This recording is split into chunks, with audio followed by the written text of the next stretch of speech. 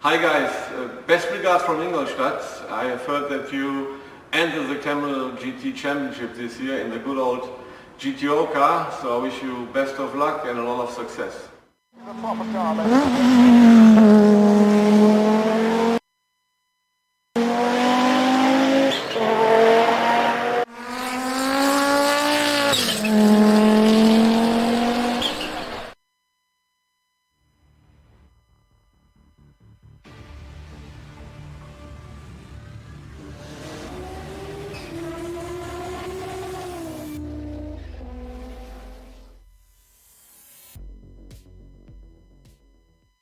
Best greetings to all drivers from the Audi GTO 90 Championship. Good success!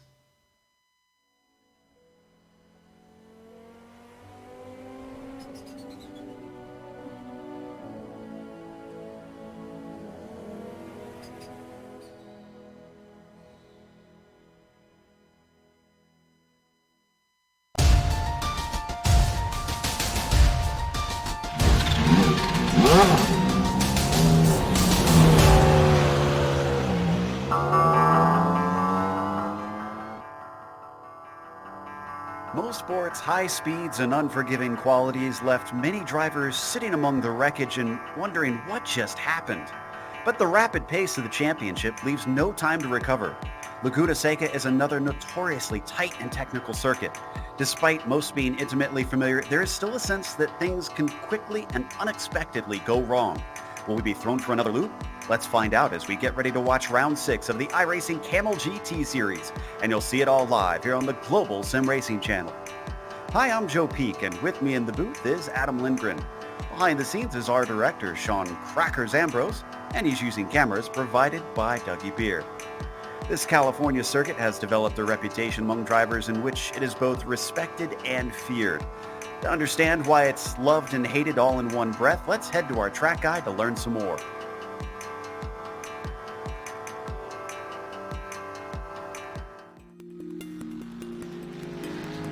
Welcome to Laguna Seca. Located just east of Monterey, California, it's hard to deny that this is one of the more scenic American road courses. It travels up and down a hillside which not only offers spectacular views, but one of racing's most iconic corners. Clocking in at 2.25 miles in length, 11 turns split up the current configuration. I say current because up until 1988, the track's layout was shockingly simple with a mere 9 dangerously fast corners. But despite becoming a much more technical track, this difficult nature was retained in its modern form. Turn 6 in particular places an emphasis on precision and daring with its tricky dip at the apex and narrow racing line. But the most well-known spot on the track is of course the corkscrew. Blind and kinked on entry, it then whips the driver through a chicane which drops you nearly 60 feet. It's earned a reputation worldwide for forcing even the most daring competitors to second-guess themselves. But there's honestly a refreshingly wide variety in types of corners, making it a perfect track for driver coaching and training. Elevation changes, differing cambers, and every sort of apex imaginable leaves seasoned veterans and newcomers alike spending hours trying to perfect a lap. With the track becoming popular for hosting IMSA, IndyCar, and MotoGP in its recent history, it also brings out lots of vintage racers due to the Monterey historics each year. Likely to remain a fixture on the American racing scene, this legendary circuit is almost always high on drivers' best-of lists. Its history and its uniqueness are sure to delight all for years to come.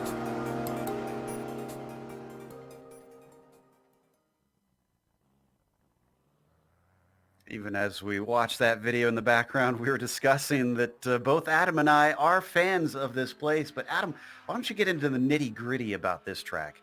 Definitely, Joe. If Mosport had an American brother, it would be WeatherTech Raceway Laguna Seca. This 2.24 mile or 3.60 kilometer 11-turn raceway was literally carved out of the side of a hill, with half of the track down in the quarry below. This will feel very similar to last week with one exception. The Audis will feel much more comfortable around here. With more of the classic American right-angle turns, the Audis will be able to get their noses on apex for most of the corners, while the Nissans will be struggling for purchase from their rear tires if they get held up even the slightest bit throughout the course. Multi-class will once again be tense as the Nissans have quite the lap advantage over the Audis and will need to maintain pace to maintain grip. Passing opportunities are plentiful around here, with the only real dangers being turn 6 and the sequence from the corkscrew through turn 10. Joe, I'm expecting a lot of exciting action today. I am too. If last week was anything to go by, I think we're going to be seeing plenty of it. But let's take a look at the championship and what happened last week with all that chaos. Well, it tightened things up a ton. Look at this. 2 points between Albrecht and Gerber right now. 5 points from Albrecht down to Houghton in third. Top 5 all separated between 15th. In fact, you look at every single one of these top 5, they all had a bad day a week ago up in Canada, hence why we see the situation that we do. Our winner last week jumped up a ton of points with him, with Welker having his first win in his first ever race in the championship. So we'll see if he can repeat that. We're not necessarily expecting it, but you never know around here. Let's see what it did to the GTOs as well. Yeah, and Joe, just one more comment about the GTPs. Remember, Justin Albrecht was not there last week, so he still maintained the points lead is quite impressive. But with the GTOs, Dennis Neidhart and Juco Lascala tied at 100 points apiece. This is because Dennis won that race last week, and Juco, having a little bit of engine trouble, came home a couple of places back.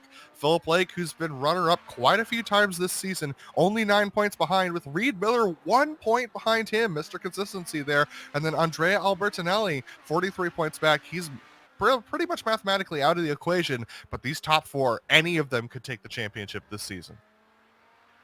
Now, as well, we usually have our race details. In case you've never tuned in before, this is what you've got in store. 40-minute race today.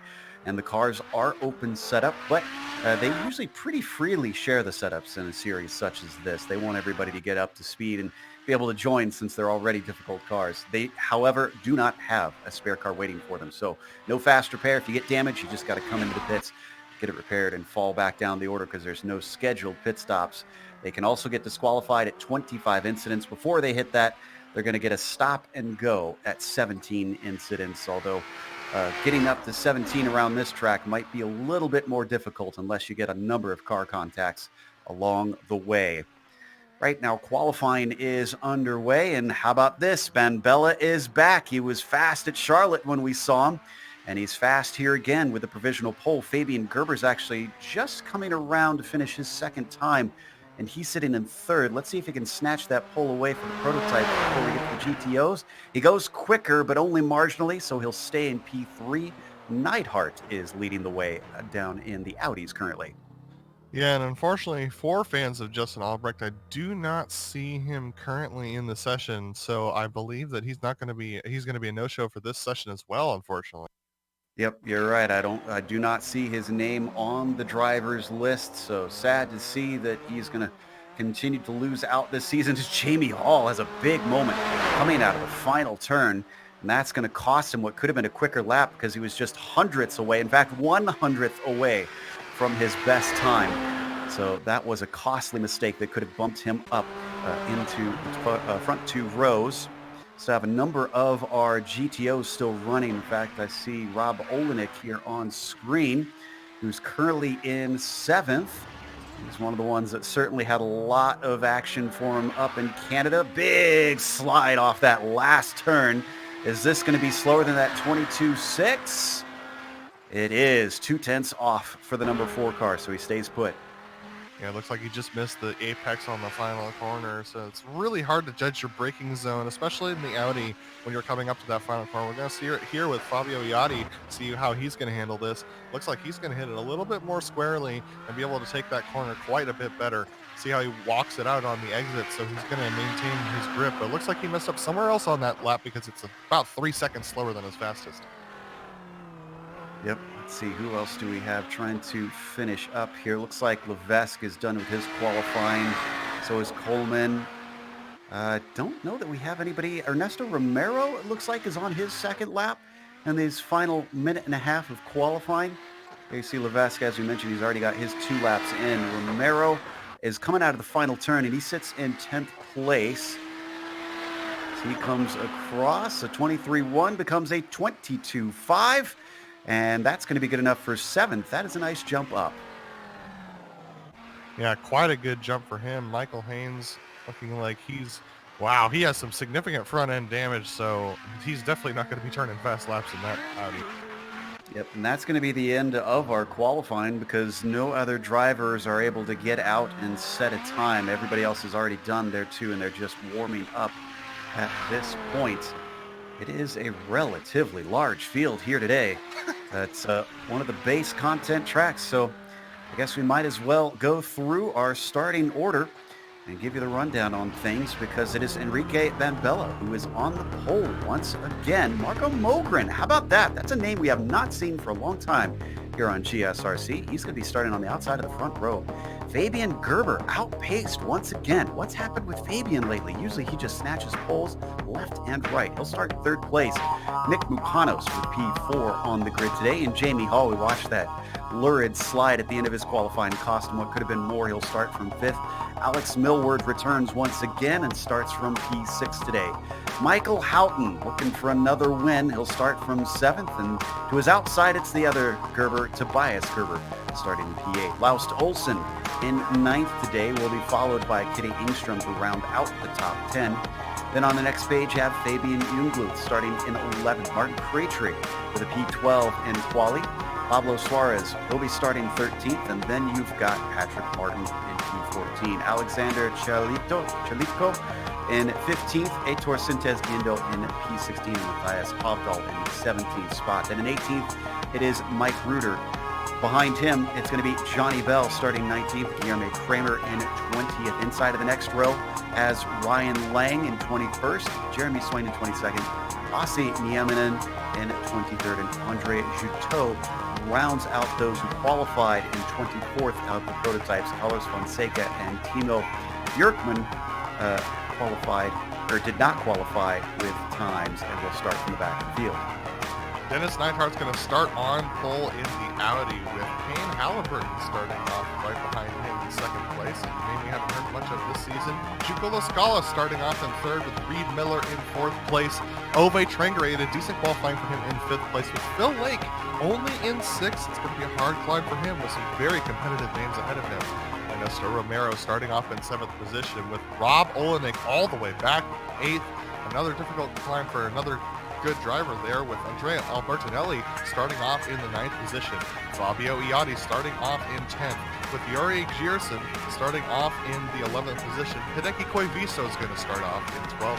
Christopher Chitterling starting off in the 13th position with Simo Raba in 14th. Keegan Sutton-Baker starting off in 15th position with Michael Haynes and Lawrence Coleman. Your last Audi drivers to take times, and we have Pablo Ragal, JP Levesque, and Michael Bortle, who did not take times and are going to round out your 46-car field.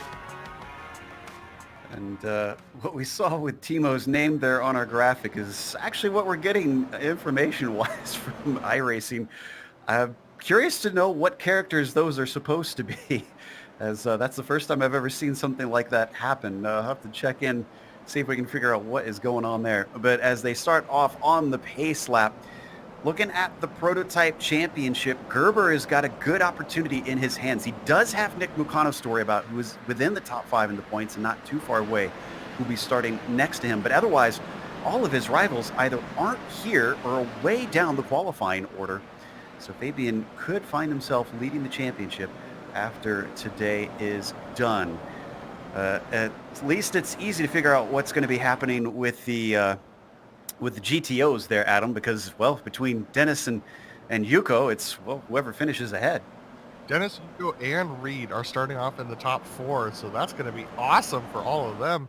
It's going to be exciting to see these drivers all at the top of the championship fighting for those top spots, but expect Dennis to get a pretty decent jump here. But that being said, they're going to start this race behind the final hairpin, so that could make things very interesting when we get the green flag today. The other thing that I think is going to be interesting is last week, I feel like a lot of the issues we saw were the fact that you have cars that take fast corners at two very, very different speeds. And though we have a number of fast corners here, there's also a lot of technical slow bits here at Laguna Seca compared to Mosport. How do you think that's going to affect the handling of traffic? I think it's going to make it a little bit easier for the Audis to anticipate where the GTPs are going to be because they have a lot more control. But I also think it's going to slow up the GTPs more. So we'll see more Audi battling here on this track, I believe, than we will GTP battling over the course of the day. Very, very hot out there, which is fitting for California. And that track surface is going to be a little bit slippery at 105 degrees Fahrenheit. Let's see if anybody can slip away like Van Bella, who is already on the throttle. Green flag is out here for round 5. Just streaking away down into Andretti. Everybody else behind in the top 5 are already single file. We got a little bit of side-by-side for 6 between Alex Millward and I think that's Houghton as well in there. They're going to get it sorted out, and it is a clean start through the hairpin. Let's go to the GTOs. Looks like Kane Halliburton decided to take the start from the pit lane, so that allowed Reed Miller into that second spot, but he's being challenged right now by the second place driver. That is Juco Lascala, who's pulled through. He's now being challenged by Phil Blake, Reed Miller is, and so he's actually going to make it pull out. So the first top 6, it looks like, are about single file at this point. Everybody clean through the first few corners in both classes, and already the prototypes are up to the corkscrew with Van Bella pulling away by over a second on Mogren, giving chase. So far, so good amongst the drivers as they plunge back down the hill. And not seeing a lot of attempts here on the first lap into the corkscrew. Looks like everybody is going to play patient. Yeah, after last week, I would expect everyone to be a little bit more patient as we get started here. And the Audis are the same as they start to enter through the corkscrew for the first time. Dennis Neidhart over Juco Lascala and Reed Miller, with Phil Blake in the 4th position, having overtaken Ove Trengere on the start. So this is a very good sign that we're seeing in both the classes here after last week. I think everybody's been scared away from being more aggressive. In the meantime, the passes are fueling. Oh, Mogren! Marco Mogren from fourth position. Off track. He's going to come back on, almost makes contact with Engstrom in the process as he falls back down to 10th place. Newwood is going to get by as well. That was very, very close between them as we jump back to the top three of the Audis. Dennis Neidhart starting to pull away a little bit from Juco LaScala and Reed Miller, but Reed's actually being challenged by Philip Lake, who's being challenged heavily by Ove Trangrade for that fourth position.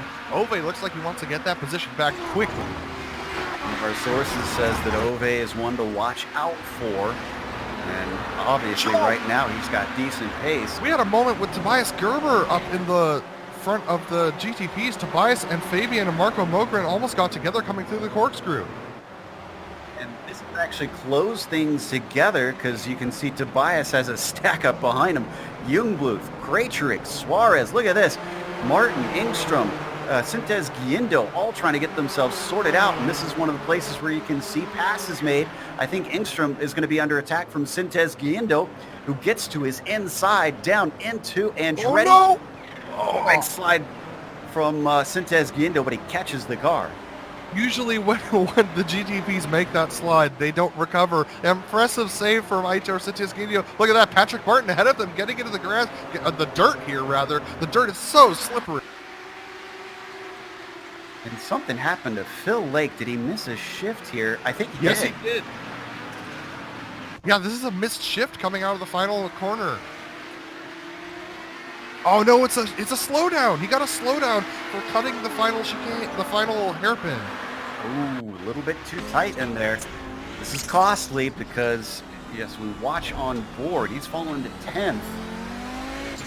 He knows it immediately, just pulls off to the side, gets out of the way of everybody. And we just had a big crash in the GTPs between Joel Kramer, Jeremy Swain, and it looked like Timo Barkman. Yeah, Lang came out the worst of it, and really he was an innocent bystander in this. He was minding his own business, and suddenly Kramer just plows into the back of him after he gets tipped from Swain. Here it is right here.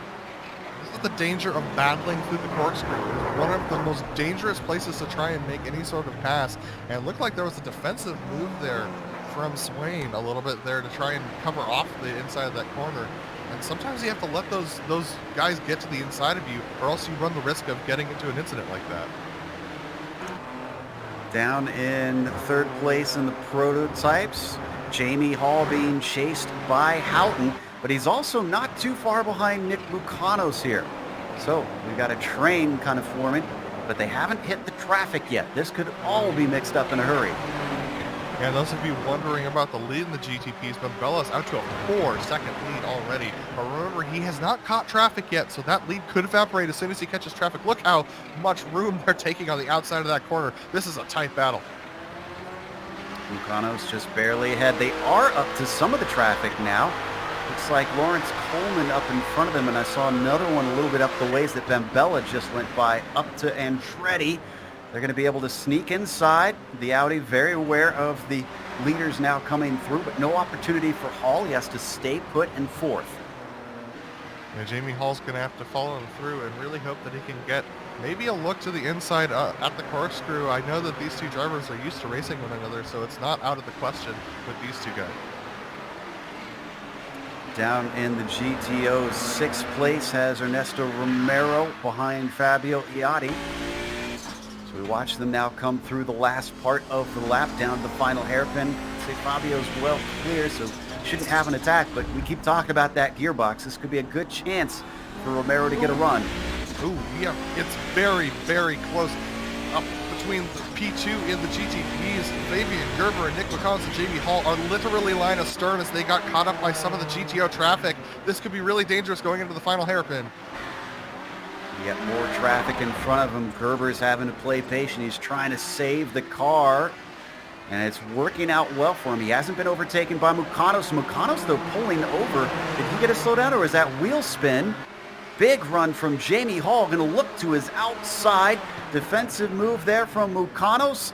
Not hard enough on the brakes to keep him behind as Hall gets a nose ahead, but outside of the corner, it's a little bit harder to go around. Still gets the shot off of it, and he's going to have a pick there in the form of Baker holding up Mukanos. Nice move by the 12. Very close racing between the two teammates, and they did an excellent job there to try and save it. We also just saw up there Fabian Gerber almost getting into the back of Pablo Randall as he went to the outside of that corner. This Audi GTO traffic is proving to be very unpredictable today, Joe. Yeah, I think if you don't have an opportunity yet, one can still come in this race. As we come back to the leader in of the GTOs, Dennis Neidhart has pulled away by about a second and a half over at Leskala. Number 9, still trying to keep him within touch. We've seen in the past that battles of GTP cars coming through can separate them more, so I almost wonder if the 9 has got to try and make his inroads now. He definitely does. Juco is going to have to try and get up there. Take a look at the Finn there in second place. Oh, and we had a big incident. A huge incident. Multiple, and 2 different incidents coming together essentially. Johnny Bell, and it looks like Simo Raba, Carlos Fonseca. A lot of cars in this. This is going to start with Johnny Bell, I believe. And it looks like Patrick Martin involved. Yeah, look at this. Johnny Bell's just out there, and look at all those guys just coming together with him. Very interesting there. Yeah, so Bell got hit from behind by Martin. They were then out at the side of the track because of that, and then another wreck suddenly came into it, completely unrelated.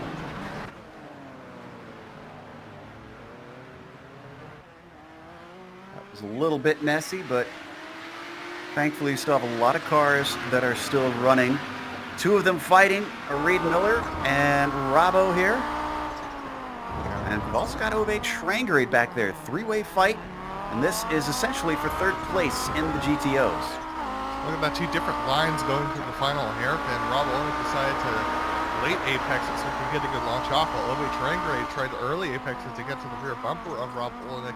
And you can see just how much of an advantage that gave Rabo coming into the first and second corners. But Ove Trangerade has been pulling up to the back of Rabo over the last couple laps. And once they catch up to Reed Miller, expect this to be a very tense 3-way battle. And Bella approaching quickly from behind. And this could cause them to get separated a little bit here. So watch as he sneaks through. And hit 1. Is this going to hold up Rabo into the corner? No, he's going to sit patiently. Looks like our leader in the GTPs has a wide enough gap. He doesn't have to force the issue. Sneaks by. Now into turn 6, though, this is going to slow him up a lot because he can take a lot more speed through there. Still does not try and sneak his way inside. So Reed Miller lets him through, and a nice job showing how it's done. No, I spoke too soon. Almost cuts him off. Reed Miller getting a cut course penalty, slowing down, and Rob is going to move into 3rd from that. But Bella managed to get away with that with very minimal damage, but that was very, very close to ending the leaders race in the GTPs, just like last week, Joe. Championship implications. Michael Houghton was off course at the corkscrew. He was turned around, and I saw another car off. Ooh, there was contact here. But There was side by contact side right now, nowhere. Reed Miller and Ove Trangerade as they're going into the first corner. Ove trying to go around the outside. Reed Miller is just going to give it up and give it to him, but Ove outbrakes himself and goes into the dirt. This is going to give the position back to Reed Miller. Overshot by Ove, and he falls down into 5th because of that. He's got some work to do just behind him. Don't count out Fabio Iotti, who has been watching all of this chaos in front of him and sneaking forward. Just behind them, one of our prototypes off. Oh, that's Mogren again, and Romero, one of our front runners in the GTOs as well. Oh, and there's contact right next to them as well between Holy, Houghton and what is going on here? It's complete chaos right now. Great trick, yeah. Suarez? Sorry, we can't get everything, but there is a lot happening on track. Just, again, a situation like we saw before. Now watch this. If we stay put here, more cars suddenly just pile into this. Yeah, what happened there was Romero was turning into the apex there, and then everyone bottles up because they see the car off track, and look at the chaos that goes on around him. This is complete insanity. Great job by our director to sort that one out. I know we're jerking him around a lot of different places today. As we go back to our leader, who's not exactly having a calm race, though he has pulled away from Fabian Gerber by about 4 seconds currently. So he at least has that easy breathing. Back to Trankray. Looks like Reed Miller's caught back up to him. We're actually got passed by him, did he not? Yes, he did. He just passed him, and Fabio Iotti's looking to do that as well. But here comes Lars Olsen and Marco Morgan, who are battling for position. There's just battles all over the track right now. Reed Miller and Robbo are not going to want to give up this time. Lars Olsen and Marco Morgan aren't either. Marco, no, they get contact! Mogren and Olsen off course, and they have to wait to try and find an opening to get it going once again. Let's watch the replay. I think this is the third incident that Marco's been involved in this race since we've started. We're only 13 minutes in at this point. Yeah, you know, maybe I shouldn't have said I don't think we'll get cars that fall afoul of the incident limit here, because Mogren's certainly on his way. That's multiple car contacts, multiple spins for him. Poor Olsen was having a good day. He was up from 9th to 6th with everybody else's problems, but he's usually known for that. It's just, unfortunately, he fell afoul of a bit of issues. Sounds like we've lost Hovdahl in the process as he's had engine issues. Okay, so just to give you an update on what's going on, Bella still leads over Fabian Gerber by about 6 seconds. He pulled on another 2 seconds in this lap alone, with Jamie Hall behind them in third, about 2 seconds back of Fabian, with Nick McConos and Alex Millward rounding out your top 5 in the GTPs. Yeah, up at the top of the GTOs, it's Neidhart leading Leskala, but the battle that we want to watch is for 7th in the prototypes. Tobias Gerber, I should clarify, and Michael Houghton. Houghton trying to come back forward, and that's, well, guess who? It's Marco Mogren behind them, who is trying to come back forward. I don't know if Houghton's aware of all that's been happening with Marco, but he might become aware soon, depending on how this overtake goes. Traffic in front of them, that's Reed Miller that they're coming up to. These are the leaders in the GTO, so they're going to be the most consistent with their lines, but they're also going to be the fastest through the corners, so this can create moments for all these drivers. Marco Mogren being very aggressive on the brakes into the support street here. He manages to make it work. Simo Raba staying quite a ways off track, but look at this. Tobias Gerber got a really bad exit due to Obe Trangerade, and now this allows Michael Houghton to get right up on his back bumper. Yeah, Houghton trying to get his first win of the season. He was upset about losing out on the opportunity last week, and right now he is down to 8th after having some more issues. And they come up to more lap traffic with Haynes in front of them. He's going to stay off to the side. He knows the deal. He's a veteran in this series. All 3 of the prototypes will get through. We're almost halfway through this race at this point. So if these drivers want to get up to the top 5, they got a lot of work to do. Yeah, one of the things I've been noticing is that over the last couple of weeks, depending on which class has the most amount of cars, that seems to be the one that gets the most amount of respect. We have more GTPs here than we do Audis, and so you can see just how much the Audis have to stay out of the way and try and avoid the battles going on in the GTPs today. Bad run up from Tobias Gerber, so we watch from Houghton's perspective, and even though he closes in, you can see the difficulty in passing into this heavy braking zone of the corkscrew. Lawrence Coleman now directly in front of them. Oh, don't go to the inside. There's no room there. He's going to try and push his car into a hole that wasn't there, and that's going to allow Michael Houghton to take 7th away. I don't know what Tobias was thinking there. There was absolutely no room on the inside. The safest place for the GTP to pass is on the outside, and you have to time it perfectly around that corner because the GTO wants to wash out. Well, Tobias paid for that one as Houghton and Mogren gains the position. Marco still haunting him, looking to see if he can get through. And do we have a blue engine up there? Yeah, that's GP Levesque. Yeah, that's Levesque, so he's no factor here. Well, hopefully, we'll see as they enter this corner. He is a factor. He's going to take the apex with the blown engine. This holds up Michael Houghton. Marco Mogren rather, is smelling blood. He's going to try and outbrake Michael Houghton. Houghton outbreaks himself. He's going to have to go around the outside of Juco Lascala here. Juco very intelligent driving to realize where Houghton was going and take the inside line.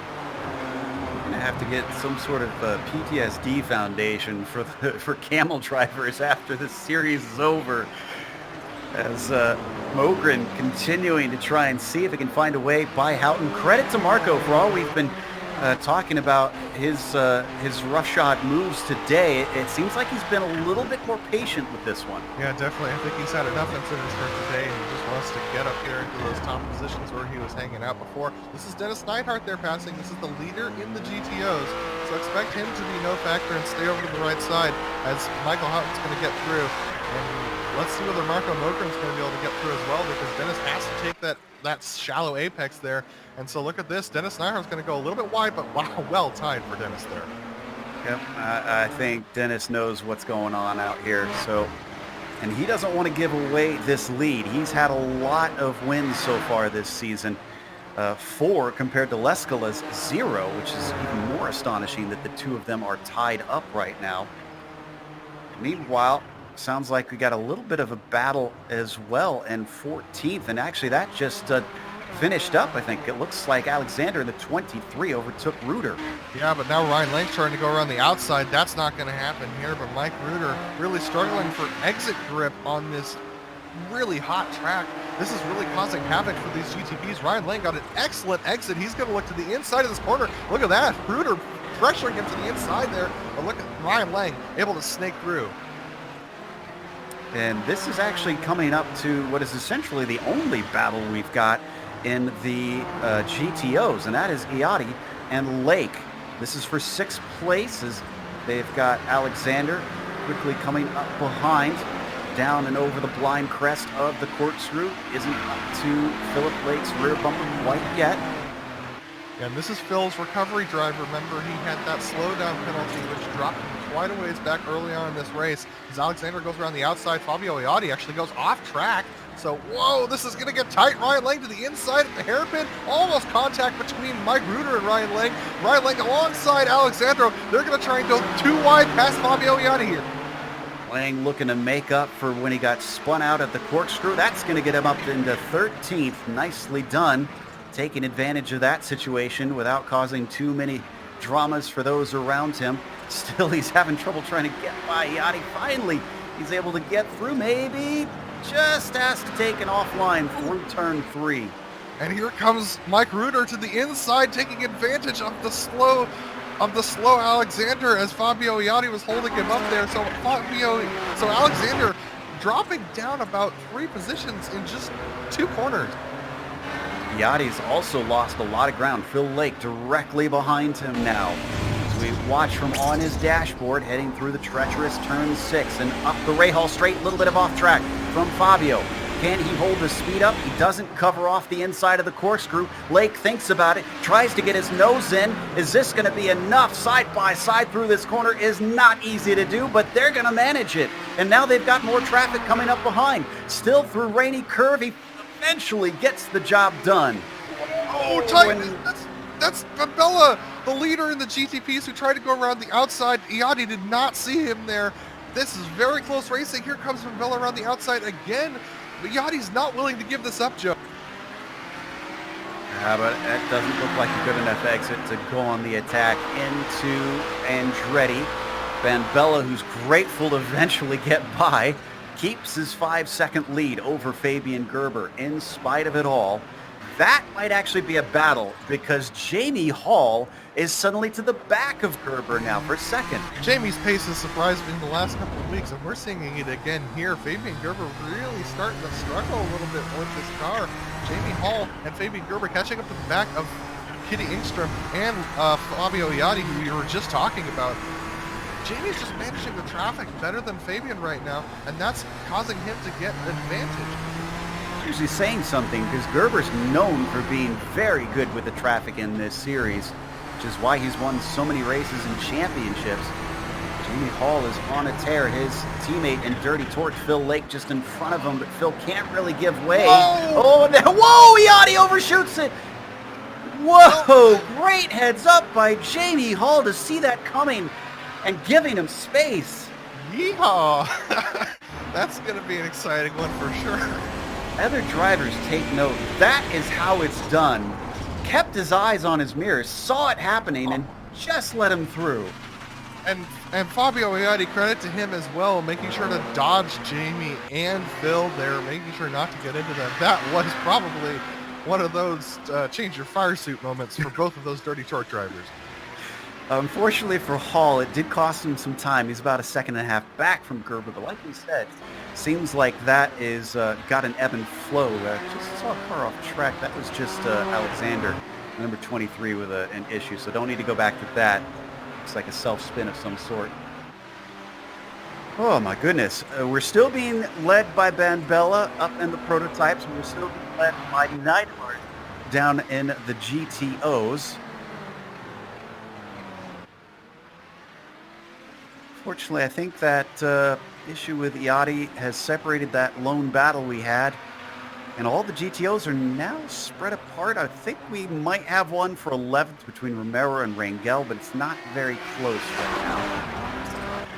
Yeah, there's a decent battle between Michael Houghton and Marco Mogren, who Marco has just not let up on Michael Houghton, and Michael has not been able to catch up with Fabian.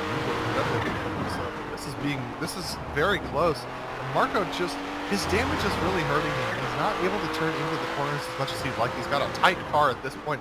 But look at this. Michael Houghton getting held up by Hideki Koivisto. This is the give and take that you get here at this track. And look at that. They're just going to zip right by him as they enter into the corkscrew. That allows Mogren to gain it back to about 0.5 of a second. Interesting to note, Houghton's actually back to where he started this race. Imagine where he could have been if he hadn't have gotten tipped off earlier on. Mogren just staying right in those tire tracks. One of our big movers, interestingly, actually two of them that I can see right now in the prototypes. Fabian Hublut has gone from 11th to 6th. And how about Heitor Sintez Guindo from 16th to 9th himself? So there are a few that are capitalizing on all the chaos out here today. Definitely. Marco Mogren is one of those trying to capitalize on well, he was part of the chaos and now is trying to capitalize on it as well. He was looking to the inside of Michael Houghton. The trouble is he keeps looking for these moves when they're not quite established. There he goes off track. He's been going off track there the last couple of laps as well. But if Marco's just maybe one or two corners more patient, he's going to have a real opportunity to get past Michael Houghton. But as it is right now, he's taking those moves a little bit too early, and it's costing him time. It makes him have to reset up Michael Houghton, and that's causing him to lose a bunch of time here. And he's really pushing the limits. I've seen him duck off into the dirt a couple times. As we check in on our leader in the GTOs, 5 seconds now over Lescala. Nico's got to be wondering what's he got to do to finally get himself a win in this series. Because even on the days that Neidhart has found trouble, Lescala has not been able to capitalize.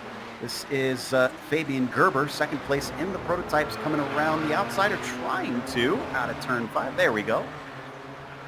Yeah, Neidhart being very consistent, as he usually is throughout these races.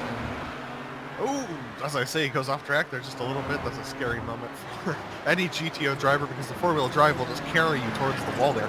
But Dennis Neidhart doing exactly what he needs to do to win this race, just avoiding getting into trouble with traffic. It's so much easier to lead in the GTO class than it is to be in any other position, because you really get to manage the traffic as you see fit. Not sure who that was off track there. But Yuko Lescala actually had a similar off in turn 6 as Neidhart that lap, so he didn't gain anything from that. Meanwhile, our leader up in the prototypes, there's Ben Bella. Now, we saw him leading very dominantly for part of Charlotte. Then it was traffic that cost him, and mistakes down the line as well. Can he hold on to it today to take a win in the broadcast race? He's tiptoeing his way past more of the traffic. That is Rangel. Stays off to the side for him. Yeah, he has not had an uneventful day today. He's had a couple of moments that were almost race-ending. As he goes past Michael Haynes, he's one of our safer drivers on track when it comes to allowing cars to get past. But Bella is going to have to keep his head on a swivel to make sure that he doesn't get involved in any of these wrecks, or that he doesn't catch up GTOs who don't realize he's there throughout the race. Meanwhile, Tobias Gerber was being chased by Olsen, but he was held up a little bit by traffic. And looks like Martin Krejcik is in here too. And that traffic they went by, that was Oh, yeah, that was traffic. That is Timo Bjarkman is my best guess for his name. That they were trying to get by. He was a little bit slow and has separated them. Yet more traffic in the form of Geisen there in the 22. Yeah, Lotus has been working to get up to the back of Tobias over the last couple of laps and has actually been making some serious inroads. Look at that. Giesen rather, being very slippery there, goes to the apex, blocks off Martin Krajcik for a little bit, but that's Lawrence Coleman who's going to hold. Wow, okay, here comes Bembella through. They're going to go 3 wide. It's going to be really dangerous for Bembella. He's going to go 3 wide into the corner and be able to make that work. Impressive driving from everybody involved there. Whew. They all managed to live happily ever after, at least for the time being, as Martin Krajcik is now going to get lapped by our overall leader within his class. But he's not giving away here through the corkscrew. Oh no, Jamie Hall's been spun around, and this is by Timo Bjarkman. This is at the corkscrew, and it was going into it. Bjarkman was trying to signal to Jamie not to pass there. He wanted to hold that position. Jamie Hall just able to squeak by, but then Bjarkman couldn't get on the binders quick enough. He was in an awful place, too. Oh, there was netcode there. Definitely looked like a little bit of the internet not liking those two. So I wouldn't blame them too much. Jamie had to wait a long time, and that cost him 3rd place. Guess who? Nick Mukano's 5th in the points, looking at a podium today now.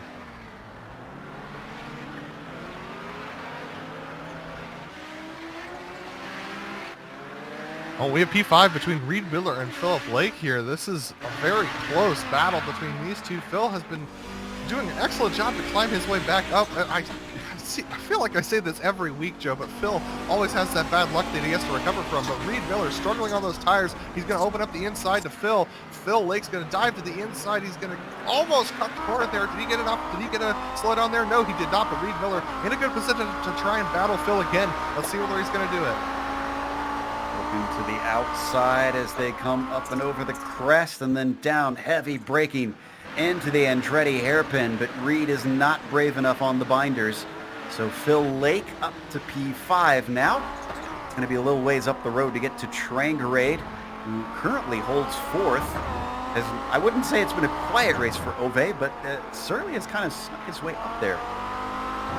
Definitely, Ove having done a great job, and Reed Miller looks like he's just struggling to keep the tires underneath that car for sure. As we have a pass going on for 10th position in the GTPs right now between Laust Olsen and Tobias Gerber. Laust trying to recover from that wreck he had with Marco, and he's doing an excellent job there side by side as they go through this very tight section. Tobias Gerber has to get off of it, otherwise he'd spin the car there.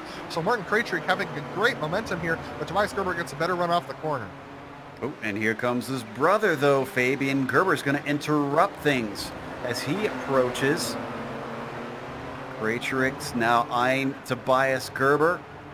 Can Fabian interrupt things and save his brother a little bit of breathing space? It looks like he can, as Krajcik went a little wide out of turn 6. And that's going to separate him. Yeah, I went a little deep into that braking zone, but Tobias Gerber has some significant right side damage to that vehicle. And oh, he missed a shift or something. He's way off pace there. I believe he did miss a shift. That's unusual to see a GTP do that. Miss a shift, or did he let his brother through?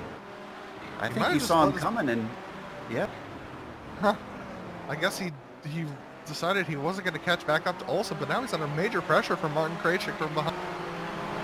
Yeah, that, unfortunately, the politeness backfired a little bit there for him.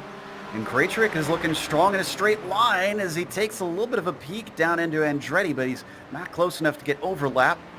So we'll have to stay put. We're now less than 10 minutes to go, the final quarter of this race. Things are going to get very tense from here on out. Nobody's going to be willing to give up any positions as we get ready to go close there. And that's a very close battle between Phil Lake and Reed Miller still as they get on into the last 10 minutes of this race. This is for 5th place. Lake recently took this spot away from Reed. Let's see if they've got any traffic coming up behind them. I'm not seeing, well, yeah, not for quite a while. So they've got a chance to finally figure this out amongst themselves instead of having to constantly give way for the prototypes. This is been one of our best battles, but not the best one right now, because here comes Geisen. And he's under attack from Romero into turn 5. Ernesto gets that one done with a clean move into 5. And Geisen just a little deep on the brakes there, wasn't able to get the front end turned into the corner, and so that just allowed Romero to nail the apex and get right through. So Geisen, I don't think he was intending to let Romero through there. You can see how aggressive he is on the brakes, but I think it's just a little bit too much front brake bias that's keeping him, that's got his front tires locking up as he enters those corners.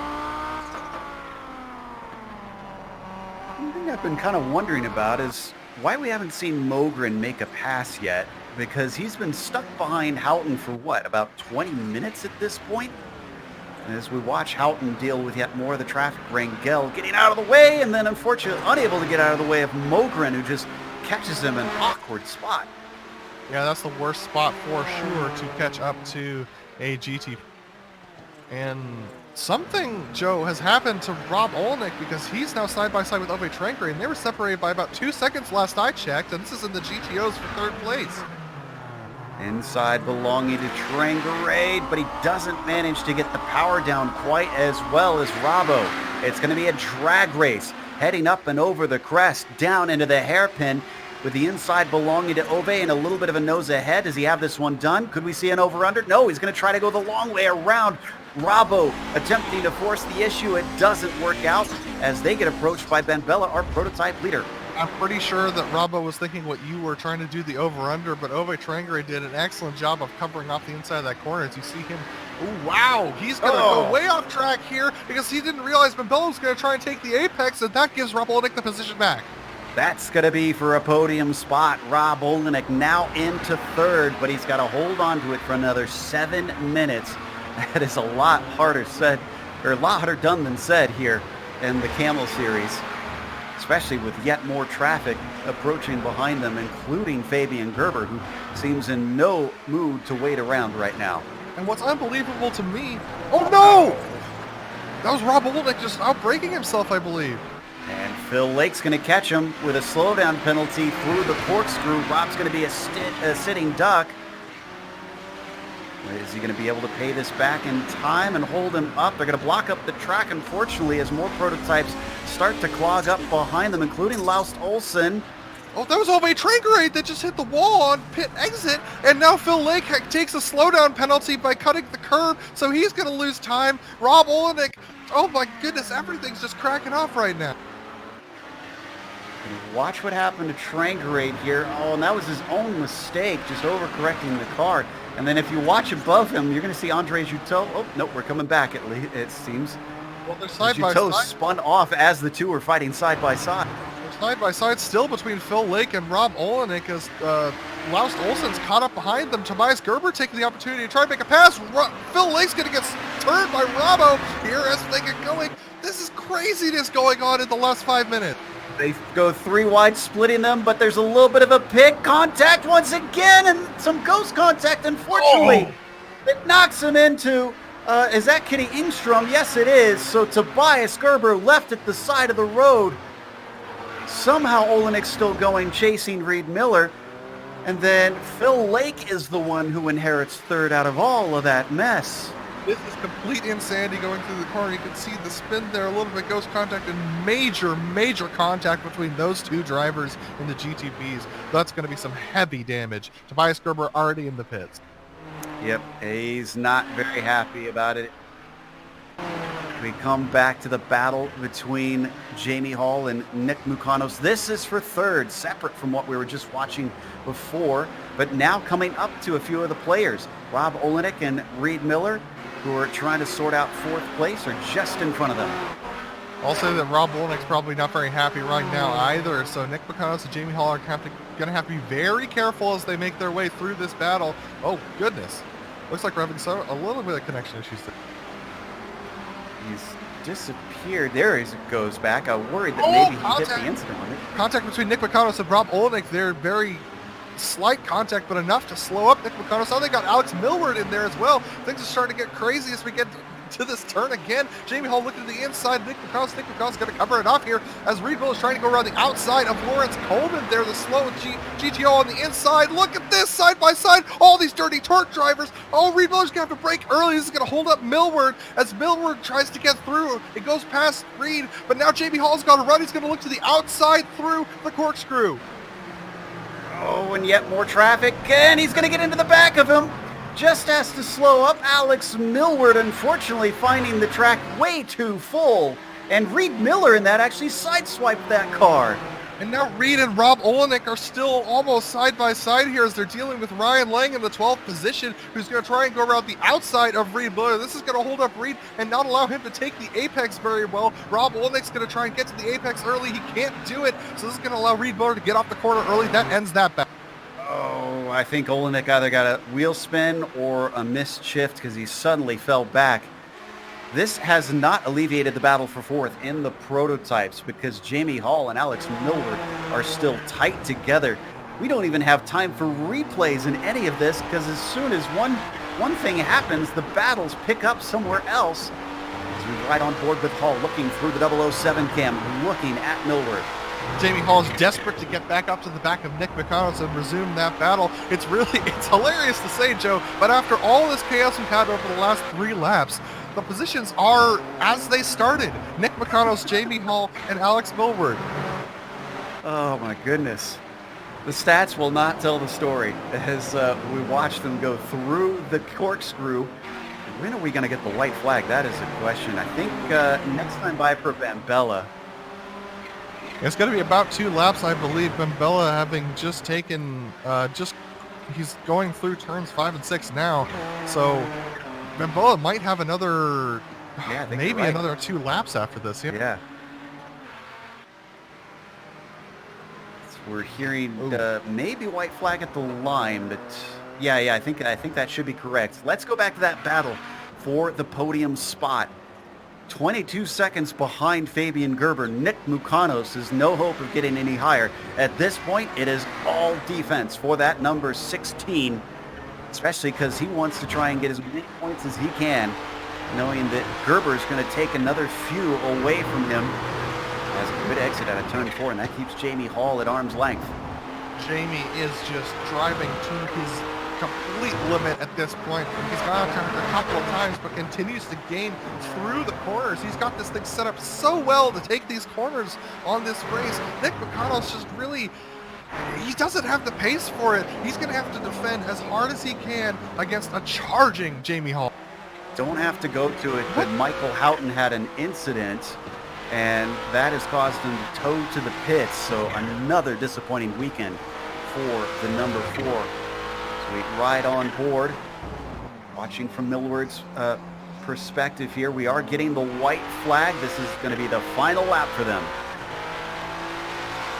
And it is very, very close between them. Nick McConnell and Jamie Hall only separated by half a second here as Nick McConnell dives early to the apex there. Very interesting lines chosen by these guys on the final lap as Bambella still quite a ways up the road from them. Watch these, not very far for our leader to get to the line. In fact, he's only got 2 more corners, I believe. Enrique Bambella, redemption after Charlotte, proving he's got the speed, the consistency, and the cleanliness to take home a win. Up to the checkered flag, the 26 takes the victory today. And down to the GTOs, looks like it's going to be similar dominance in that class. Definitely Dennis Neidhart having done exactly what he needed to do all day, just ran very consistently. He's going to come through the final corner. He's going to come off it with some decent speed, and Dennis Neidhart is going to win here at Laguna Seca. Back to Mukanos. This is going to be a close one, but off the line. Jamie Hall threatening him the whole way, but he can't quite do it. Mukanos is going to get the final podium step. Millward winds up in 5th behind Hall. Leskala travels behind them for a 2nd place in that class, and Phil Lake is going to get 3rd down in the GTO. here comes Guindo and Mogren. Mogren trying to get to the back of Guindo now. This is going to be very tense as they get towards the hairpin. What's Mogren going to do here? Is he going to try and dive it down deep? No, he's not. He's going to try and get a better exit off of the corner. Guindo, a decent exit though. Mogren, no opportunity. Guindo's going to secure that spot as Mogren spins behind him. I was going to say, don't tell me he's going to try and back it up. In fact, he's... Oh, that was our leader, who thankfully is already finished, who just went through. Oh, goodness. That was craziness. I think we've got a replay here. Is that what I'm hearing correctly? No, looks like we're ready for break. No replays on tap. Let's head to that as we get ready to watch all the upcoming races on your screen. But stick around, because after that, you're going to see the unofficial results as well as driver interviews.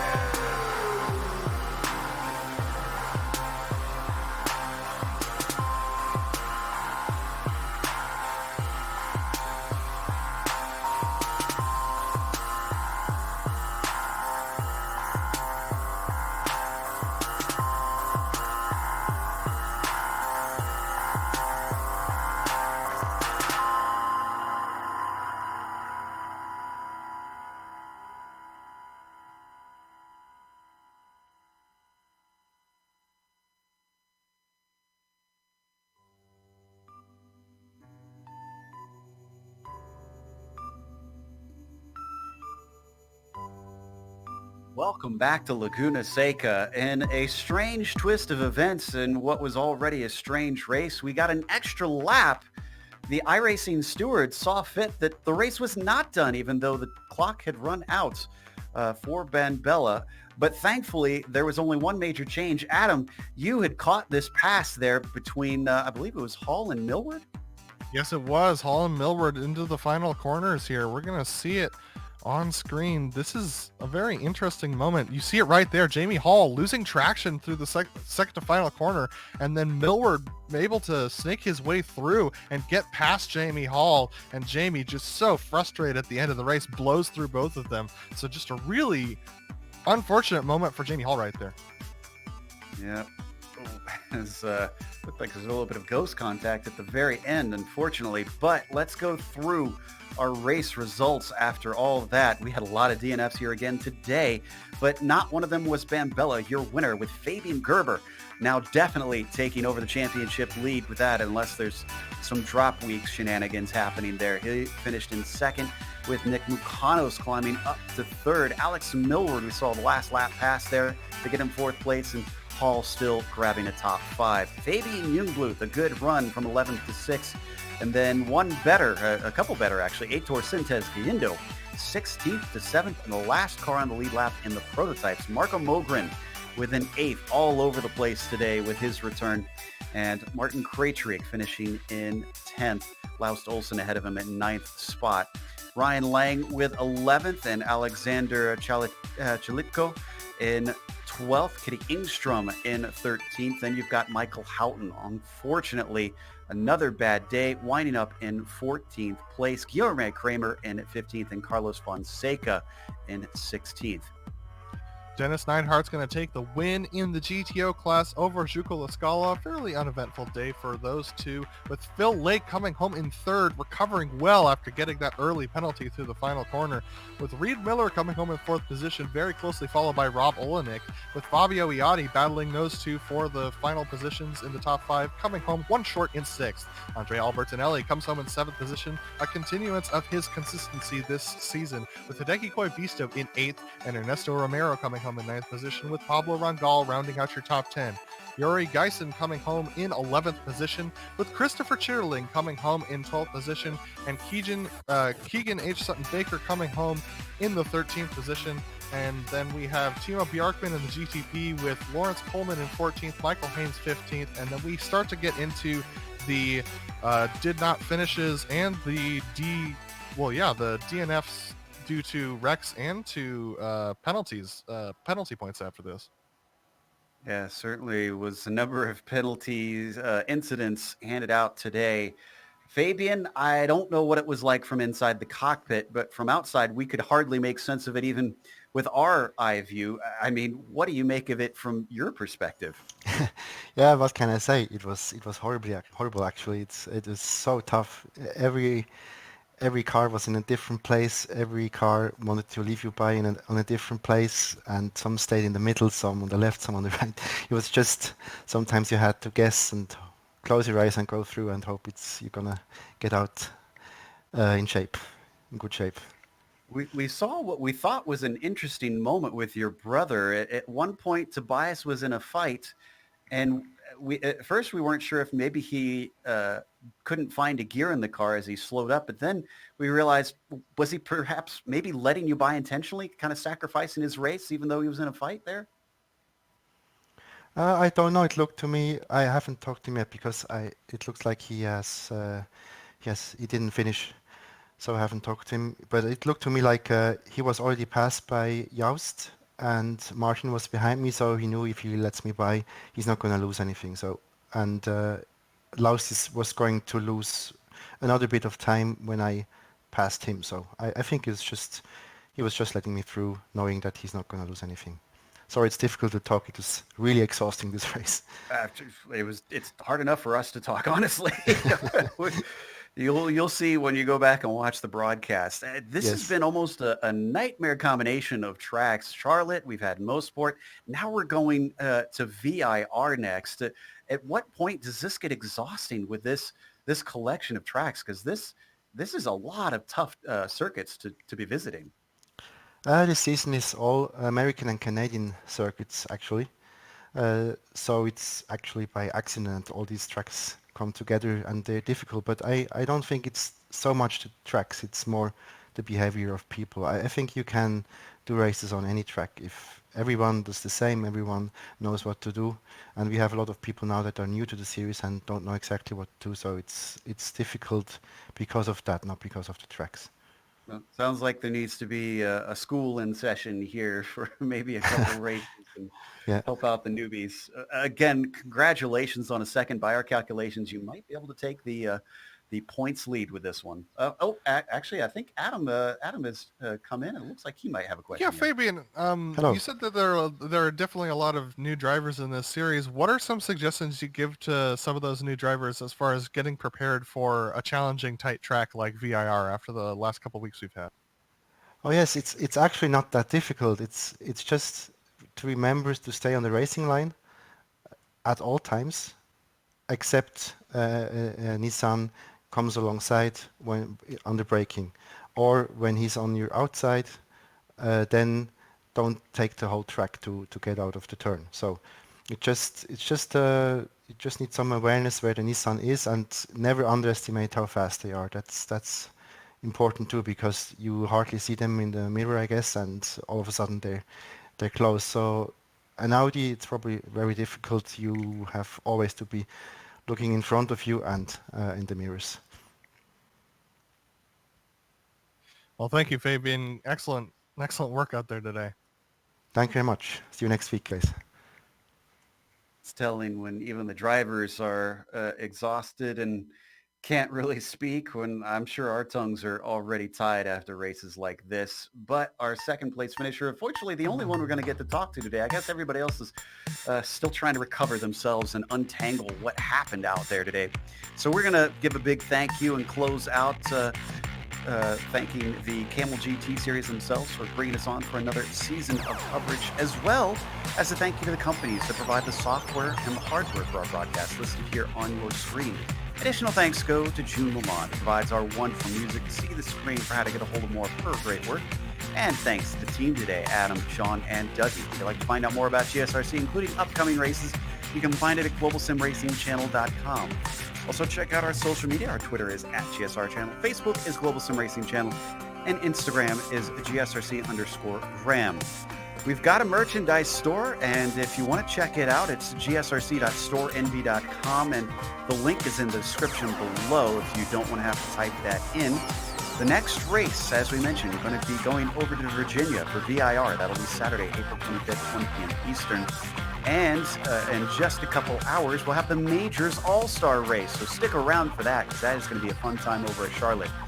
We have upcoming races for other series listed on the screen, so check those out and mark them down on your calendar. But until next time, race clean, race hard. We'll see you on the track.